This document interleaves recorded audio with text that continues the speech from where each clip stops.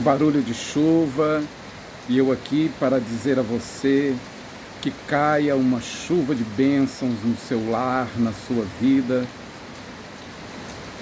É importante que você saiba entender tudo como um milagre. Cada momento é um milagre que não se repete. E mais, se você diz assim, mas os meus sofrimentos, eu te direi, para cada momento de desolação, Deus nos envia um mistério de consolação, capaz de nos animar, capaz de dar sentido à vida. Para quem sabe olhar, temos milagres em todo o canto.